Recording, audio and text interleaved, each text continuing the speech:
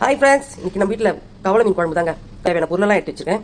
சின்ன வெங்காயம், தக்காளி, கருவேப்பிலை, மாங்காய், பச்சை மிளகாய். பார்த்தீங்களா கவலை மீன் எவ்வளோ ஃப்ரெஷ்ஷாக இருக்குது பாருங்கள் ஃப்ரெண்ட்ஸ். அரிசி கழுவின தண்ணியில் புளியை ஊற வச்சிருக்கேன். ஃபஸ்ட்டு ஒரு தடவை அரிசி கழுவி கீழே ஊற்றிட்டு ரெண்டாவது தண்ணி வருது பார்த்தீங்களா, அதில் வந்து புளியை ஊற வைக்கணுங்க. தோலெல்லாம் உரிச்சிட்டு உரலில் போட்டு இடிச்சிக்கணும். இடிச்சு தான் குழம்பு வைக்கணும். சூப்பராக இருக்கும். மீனெல்லாம் சுத்தமாக க்ளீன் பண்ணி எடுத்துக்கணும் ஃப்ரெண்ட்ஸ். இங்கே பாருங்கள், வெங்காயம், தக்காளி, பச்சை மிளகாய், மாங்காய், கருவேப்பிலை எல்லாம் ரெடி பண்ணணும். பார்த்தீங்களா, வெங்காயத்தை இடிச்சு வச்சுக்கணும். பார்த்தீங்களா, இடிச்சு வச்சோம்னா குழம்பு டேஸ்ட் ஆகும். சட்டி வச்சிருக்கேங்க, அதில் வந்து வெந்தயத்தை போட்டு அப்படி வறுத்து எடுத்துக்கலாம். எண்ணெய் ஊற்றாது. ஒரு தம்பி ஒருத்தர் கமெண்ட்ல கேட்டிருந்தாரு, அம்மா சிக்கன் குழம்பு வச்சு காட்டுக்குமான்னு சொல்லிட்டு. கண்டிப்பாக நான் வைக்கிறேன் தம்பி. கடுகு போட்டுக்கலாம் ஃப்ரெண்ட்ஸ். பச்சை மிளகாய் முழுசாக தான் போடுறோம். அப்படியே கருவேப்பிலையும் போட்டுக்கலாம். வெங்காயம் சீக்கிரமாக வதங்கிடும். உப்பு போட்டோம்னா சீக்கிரமாக வெங்காயம் வதங்கும். அதுக்காக உப்பு போட்டோம். இந்த ஸ்டேஜில் தக்காளி போட்டுக்கலாம். நல்லா வதங்கிட்டு பார்த்தீங்களா, வெங்காயம் தக்காளி போட்டுக்கலாம். வெங்காயம் தக்காளி நல்லா வதங்கிட்டு மஞ்சள் பொடி போட்டுக்கலாம். வந்து வீட்டுக்கு மிளகாத்தூள் தாங்க, குழம்பு மிளகாத்தூள். தண்ணியில் ஊற வச்சு பார்த்தீங்களா புளியை, அதை கரைச்சி ஊற்றிக்கலாம்.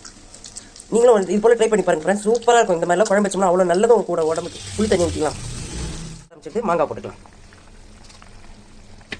இப்போ மீனை போட்டுக்கலாம். நல்ல டேஸ்ட்டாக இருக்குங்க கவலை மீன் குழம்பு.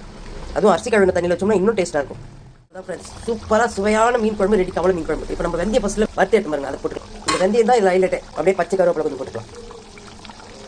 வெறுமனையாக வறுத்து எடுத்து பார்த்தீங்களா, வெறும் கடையில் போட்டு அந்த வெந்தயத்தை போட்டோமா, மேலே பச்சை கருவேப்பிலை போட்டோம். இங்கே பாருங்கள் ஃப்ரெண்ட்ஸ், மாங்காய், பச்சை மிளகாய், மீன் எல்லாம் சூப்பராக இருக்கா. அப்படியே அடுப்பு ஆஃப் பண்ணிடலாம். அடுப்பு ஆஃப் பண்ணாலும் சட்டியில் வச்சோம்னா குழம்பு கொதிச்சுக்கிட்டே தான் இருக்கும். ஓகே ஃப்ரெண்ட்ஸ், இந்த வீடியோ பிடிச்சிருந்தனா லைக் பண்ணுங்கள், ஷேர் பண்ணுங்கள், கமெண்ட் பண்ணுங்கள். புதுசாக யாராவது பார்க்குறவங்க தான் சப்ஸ்கிரைப் பண்ணி பாருங்கள் ஃப்ரெண்ட்ஸ். பாய்.